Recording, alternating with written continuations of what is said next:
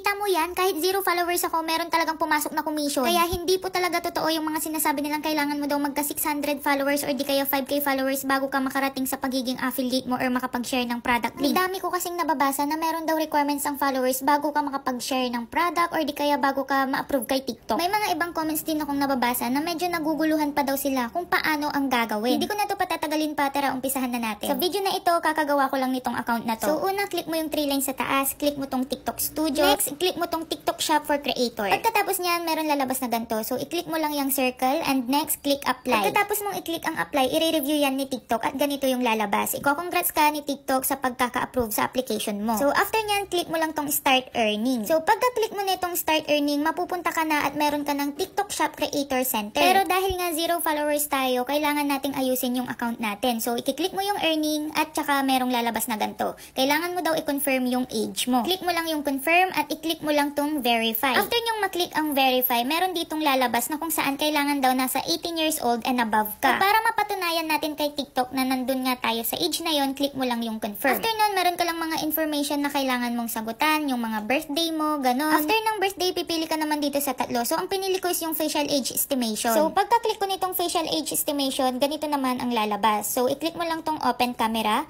After nyan, click mo yung got it.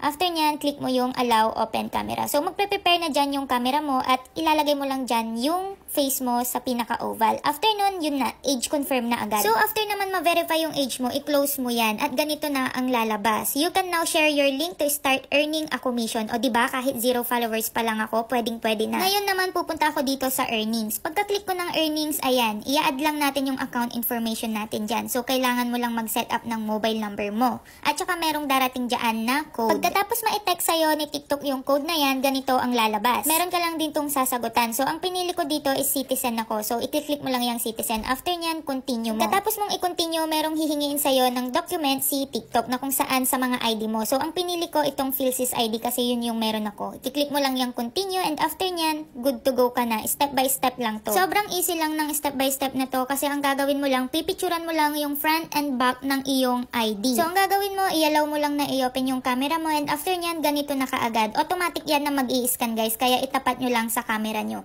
And after nyan, ganyan na. Pwede nyo na siyang i-continue. After nyong i-continue, dito na tayo sa last step ni TikTok na kung saan kailangan mong mag-take ng selfie. Dito sa pagtitake ng selfie ng inyong sarili, bawal po dito yung nakasalamin o yung mga nakasuot ng sombrero kasi ire-reject yan ni TikTok. So after natin gawin yung 2 steps na to, grabe, i-review na kaagad to ni TikTok. Then after nun, hindi na kailangan pang dumating ito ng 24 hours kasi 4 seconds lang to at ayan na, maa-approve na yung information natin. So after ma-approve, pwedeng-pwede na tayong magka-commission dito kay TikTok. So dito sa earnings, dito nyo makikita lahat ng mga records ng mga bumili sa inyo. At dyan din sa earnings, doon mo din maaayos kung saan mo pwedeng ilagay yung mga napagkakitaan mo, kung Gcash ba or di kaya bank account mo. So as you can see, 0 followers tayo, naka-hidden din yung showcase ko, walang-wala, as in walang-wala, empty itong account na to. So ang next na natin gagawin is mag-share na tayo ng product link doon sa Blue App. So maghahanap ako ngayon ng yellow basket. Remind ko lang ha, hidden showcase ako. So kahit hindi nang galing sa showcase mo, kikita ka ng commission dito. So dahil bago pa lang yung account ko, wala akong mahanap na yellow basket, ang gagawin ko na lang is mag-search na lang ng product at ito yung napili ko. As you can see, meron na akong arrow sign sa taas at pwedeng-pwede ko na tong i-share itong product na ito sa Blue App ko. So ayan, magkakaroon ka ng commission kapag ganito yung feature na lumabas sa'yo. Pwede mong i-share yung product mo para maka-earn ka ng commission direct sa mga social media platforms mo. So ang gagawin ko ngayon, hindi ko hayaang link lang yung i-share ko sa Blue App ko. Kung hindi kailangan, mag-screenshot din ako ng picture ng product na i-share ko sa kanila. Para naman aware yung customers ko kung ano nga ba yung bibilihin nila. So sa pag-share ng link, hindi lang basta-basta link dapat yung i-share mo. Kailangan pag-effortan din natin yung ginagawa natin. So ito na nga, nandito na tayo sa Blue App. So pangkaraniwan lang na gagawin natin is parang magpo-post lang talaga tayo. Pero kailangan pabanguhan mo din yung mga sasabihin mong salita para nang sa ganun, merong magkiklik at magbabay doon sa product na sinishare mo. Meron din pala akong nabasa na comment na kapag na-share na ba, is kikita na kaagad. Ang sagot po dyan ay hindi. Kailangan mong pag-effortan at bigyan ng hirap lahat ng ginagawa mo. Ang kinaganda kasi dito sa new way to earn ni TikTok, with or without video, pwedeng-pwede kang makapag-share ng product link. So fast forward, paano naman makikita or malalaman kung meron ka ng commission? So halimbawa ako yung buyer na gustuhan ko tong product na to. I-click ko ngayon yung link. Pagka-click ko ng link, na-direct ako doon agad sa product na to. Which is itong product na to, ito din yung shinare kong link doon sa Blue App. O diba, it actually really works. So para magkaroon tayo ng commission, yung nag-click ng product product na yon, kailangan mag-place order, mag-check out. So, after niyang i-check out yon, magpa-process yon, ipaprocess yon ni TikTok. Ipaprocess din yan ni seller, yung mismong may-ari ng shop na yon. Para magkaroon ka ng commission kasi nag-promote ka, pre-nomote mo yung product niya. And after ma-process yon, ayan na, congrats, meron ka ng generated sale. Magre-reflect na yan sa mismong data mo. O diba, sobrang sayang magkaroon ng commission kahit 0 followers ka pa lang. Ayan ha, ito na, magre-reflect talaga agad-agad yung commission mo once na merong bumili doon sa product link na yon. So, kailangan lang talaga natin dito ng sipag at tiyaga, tsaka kailangan mo lang din talagang pag-effortan. Kung minsan nga kami pa yung bumibili ng mga product namin para lang makapag-take ng video. Para makapag-promote po kami ng products at para maka-earn po kami ng commission. Kaya kung gusto mong maging TikTok affiliate, ngayon pa lang mag-umpisa ka na kasi totoo to. Kahit 0 followers, wala kang followers,